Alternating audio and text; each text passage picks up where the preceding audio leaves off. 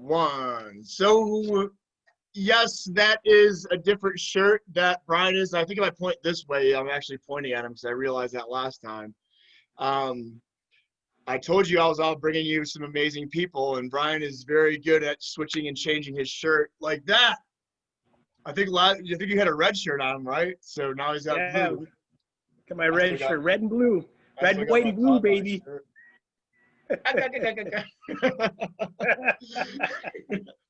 Sorry, I couldn't pass this shirt up, man, when I saw it.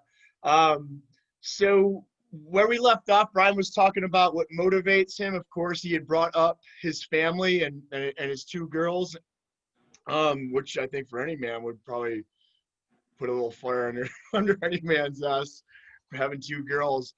But it's similar that, you know, one of our last guests that we talked to, Damon, also brought that up, is that, you know, he didn't want to be that father on the sideline, that he wanted to be throwing his kids around in the pool and be that dad, and not the dad that's just kind of sitting there drinking his beer, and he can't do too much without, you know, huffing and puffing and getting winded really quickly. So to me, I think that's an excellent motivator. In fact, I actually would bring that up with my clients. So when I found that my clients had kids, I would kind of dig in there and throw those in there, like, hey, you know, you got a kid. When you want to, you know, live a little bit longer to be here for them and stuff like that. So I think as a good trainer and a coach, you kind of find those things that, and usually that is a huge motivational factor, as you can say. Is there any other things that, Brian, that you would say that motivate you, that keep you pushing and moving ahead? Yeah, I mean, like I mentioned, my kids. Secondly, most people know I have a younger wife, so I don't want to get kicked to the curb at some point because I'm too old and I can't do anything. So you know, there's some pretty good motivation there as well. Like we had talked about, you know, as my girls get older, I know they're going to get involved in, you know, sports and other activities, you know, that I don't want to have to, you know, sit in a chair and watch from afar. I'd rather be right there with them, you know. And I was just sitting here thinking about it. My daughter Josie, she's 3 years old. She rides one of those little Strider bikes without the cranks. And we go in the neighbor's yard. We've got a nice concrete driveway, and she goes in circles, and she's 3 years old, and she's gliding on this thing, picks her feet up, and she's taking like 90-degree turns like it's no big deal. And I'm like, I didn't even ride a bike until I think I was like 5 or 6 years old, something like that. And she's like, she's got like the balance and the coordination part down, you know. And I'm like, she's gonna be riding a bike in no time. And my older daughter Ellie, you know, like I mentioned, we were practicing, you know, up and down the road without the training wheels, so she's right there as well, you know. And it's like little things like that. I mean, it's like if you don't take care of yourself, you're gonna be huffing and puffing, and you're gonna be like not available to do those things for them, you know. And it's a good bond. Yeah, not there to catch them when they fall. Or I'm just thinking of that age, man. When I was 3, I think, remember the big wheels? Yeah. The big wheels are like that. I think that's what I was riding at 3. Man, that's pretty good. I gotta get you some video of that, because it's impressive. I'm like, what? I'm like, yeah. I'm like, how are you learning this? But she just picked it up. Actually bought that Strider for Ellie, but she didn't really like it. And then Josie picked it up and she got on it. I was like, look at her, girl's got it. So nice, you know. Nice. So what are the things, Brian, that you would say? Are there any books or anything that and I've talked about this with the other gym owner that we brought on here about, you know, for business books or anything, like advice that you would give up and coming, so people that might want to get into a management position or a fitness director, and, you know, especially the way things are going right now, you know, I'd like to hear what you would have to say about that. And then again, you know, what would be some advice that you would give to somebody looking at getting into the same positions that you were in? Yeah, I think once you transition into managing people, a couple books that I read and they were introduced to me when I was in Florida, and some of the stuff that we did when I was at O2. The one that sticks out is the 1 Minute Manager. I mean, it's a great way to be able to, correct a behavior with an employee and not make them feel like a douchebag, or make them feel like they're not valued. It's kind of like the whole sandwich thing. Give them a positive, correct the negative, give them another positive, but it's all about nipping it in the bud to get more production out of your team players. A personal development book is of 7 Habits of Highly Effective People. That's a great book. A lot of people love that book. That's a good one. If you've never read it, I mean, I take time and read it. It's a great book. Stephen Covey, right? So I think actually that was you that commented on when I put a bunch of quotes that I liked, and I pulled up. Yeah, he's got some. First things first, man. You Yeah. got to go with your family, obviously your health, stuff like that. You got to put the time aside for those things, because the old saying, your work will always be there, man. It's never going to go away. Right. But your health won't. Your family might not be, so the little things like that, trying to think another book, obviously, other than just like some of your books that you may have had studying, like, your NASM book or your ACSM book for references and stuff like that. I always go through that stuff to kind of refresh my memory because I'm getting old. Yeah. And speaking of the training books that you stated, so I mean, and I want to put those abbreviations because a lot of people might not know that the NASM stands for National Academy of Sports Medicine and those things. So I'll make sure that I link those in the description. But on that same topic, Brian, I kind of missed this before, man. Training for a trainer, why would you see you being a trainer, number one? And second thing, like the selling of training, how would you go about that? Because a lot of trainers, that's their difficulty of being. I remember before I got with you, one of my most difficult things was the selling part. Like I really always was all about the training and the knowledge of the training, but then it wasn't until when I hooked up with you that I really realized like that's a big piece of it.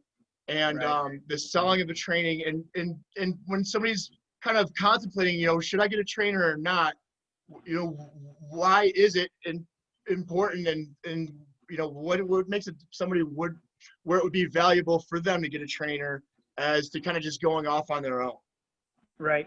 I think number one, like obviously knowledge is power. So the more knowledge you have about training and the human body, the anatomy and all that stuff, and even going into we've both been through some corrective exercise training, which I feel like is probably even more valuable for trainers in understanding because everyone's got dysfunction, especially the general population, not so much athletes, but even they do. But I mean, the regular person working in office, I mean, they've got postural issues, they've got muscle imbalances left and right. So understanding like corrective exercise, I think is key to being able to provide value of what a personal trainer can give to a person so they feel like, oh, this is worth it versus like, oh, I'm just going to take you through a workout and hopefully they get good results, The second part is, and like what you had mentioned, like a lot of trainers, I don't feel they have the confidence in, presenting a dollar amount as far as like how much they're worth. I know you and I talked about this recently as well. It's like if you've got the experience, you've got the knowledge and your confidence, then you can charge pretty much whatever you want. And you can name your own rate in a sense. But if you're not confident in presenting that to a client, they're going to sense it. And then that's probably why you're not going to get them as a client. So if you come across confident, like, hey, this is what you're going to get, and here's the cost, a lot of times you're like, okay, let's do it. But if you come across like, well, I kind of charge this, they're going to be like, right. Confident, and then too, also confident, but not cocky, because you see those trainers as well. Right. Yeah. Not cocky, but like, hey, this is, if you follow this program and here you kind of lay it out, here's my expectations, and this is what we're going to go through. and here's the cost of this program, and then you tell them, a lot of times they're like, oh, okay. But if you're hesitating and you're not making the eye contact when you're doing it, they're going to see right through it. They're not going to buy, So I feel like that's another, just learning how to present with confidence. And it's, as much as I hate it, and I'm sure everybody else hates it, doing some role playing sucks. But the more you hear yourself say it, and even if you do like video and record yourself, you're like, oh, I sound like a big puss, sorry. Right. No, and that's, it's bringing things into my mind right now, because with this and I've been interviewing people, like I want to better myself. And I see it as, just this real similar to what you're talking about, of having that confidence, of selling yourself, of not kind of stumbling over things and knowing kind of what people want to hear.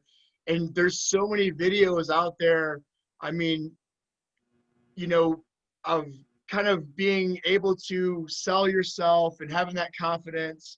And I would recommend a lot of people check that out. And then also, like you say, role playing is huge, and watching yourself. Like, one thing I didn't want to do on the videos was watch myself, but then I realized a lot of times, man, I am stumbling over my words, and I'm doing that, but it makes you better. It's not, at first I kind of thought that might be kind of like, oh, blowing up my ego, and here I am, I want to see how myself, but it's a very good tool of getting better at it. So I mean, just recently, I've been in this position for a couple of years now, and I think what got me the job was because I was confident in doing presentations and selling. And when I started to work with my boss, not that I was bad, but it was retail is a different presentation, because you're selling a product, not really a service. You're selling a tangible piece that they can put their hands on. And what I learned from selling retail, you could easily take that into like on a training side and sell it. Just some of the simple questions that I ask people when they come in here, like I'll get them on a treadmill or an elliptical or a machine, and they can test it, they can try it out. And then while they're doing that, I'll ask them like, so do you like it? And if they say they like it, I know they're going to buy. Whereas I'm like thinking, like if you took someone through a workout and you showed them how to correct some issues and stuff like that, and then you sat them down, I'm like, did you like what we did? Man, you're there. You know you're going to sell them some training. Because they say, yeah, that was great. I really felt the difference. But, a lot of times at O2, we would do the assessment. We'd tell them everything that was wrong with them. But we never really tried to fix them right then and there. And then, I think if we did more, hey, this is what you could do, show them one or two things. I mean, yeah, they might even come back later, even if they didn't buy, to say, hey, that really helped, but I need more. That's when you can really reel them in, Yeah. So like I hit a nail on the head there about one thing I realized really quick of, not just telling them everything out that there's wrong with them, that's like, it's just kind of you just see them just kind of get beat down. And I remember doing that myself, especially going through the corrective exercise stuff. And I'm like, oh man, I see, your shoulders dropped here, and this is, and you can just see like, oh, they're like, holy shit, I got like a whole page of stuff, which is good stuff to know once you've built that rapport. But like you stating there of showing them a few things and getting them to see, okay, all right, the value in it, right? And I think the questionings that you were stating there of selling that product too, that I realize it works with me. Of sometimes I'm talking too much and I need to just shut up. Right. Yeah. And kind of because I'll really just keep going instead of just saying something like you say, hey, do you really like that?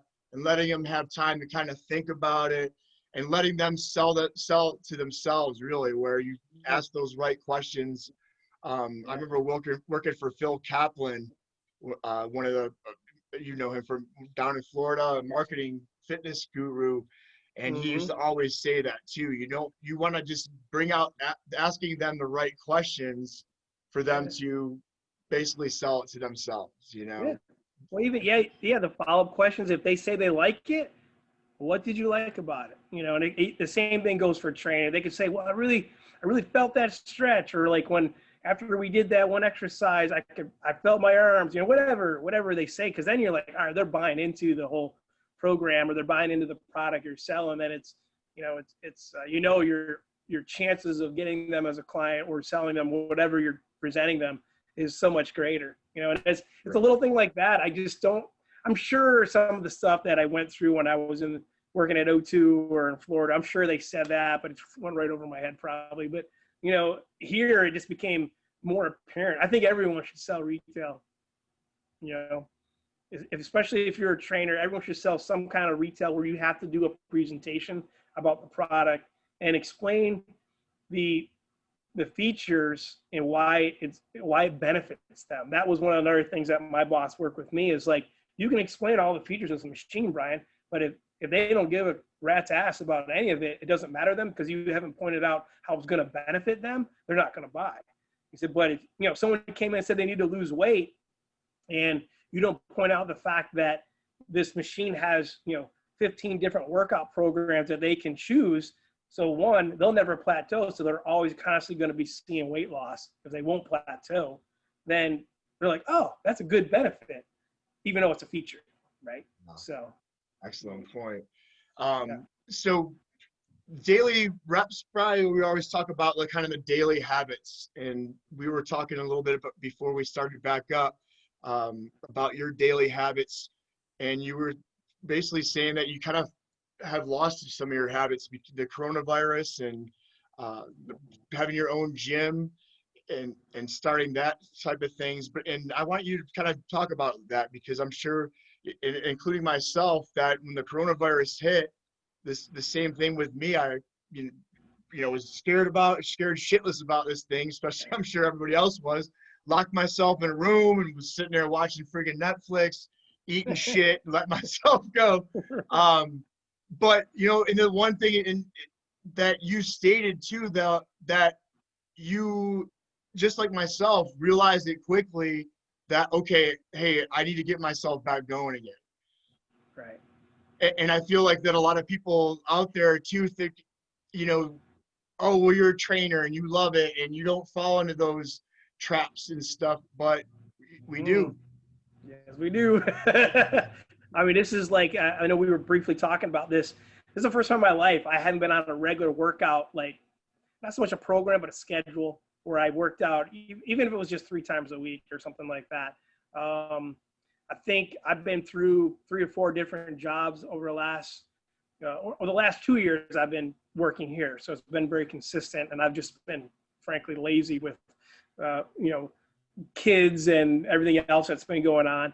But prior to that, I had gone through a couple of different jobs, was trying hard to get, into a regular routine of things.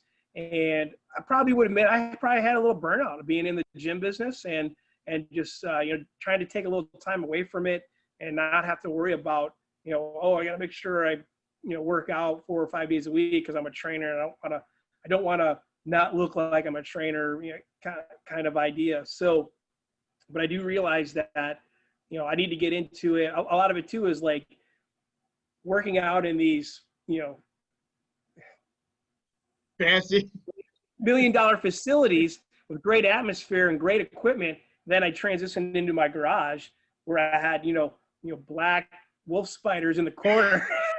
And it's like, yeah, I'm like, the wolf spiders are some big ass spiders if nobody knows about those things. Yeah, you lived there, So it was like one of those things where it's like, man, I don't know about this.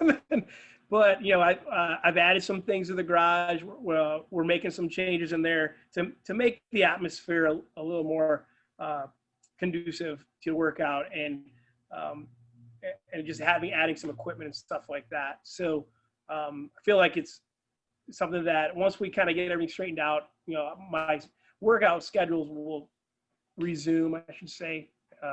Good thing is I haven't really lost a lot. I was just gonna say, I mean, you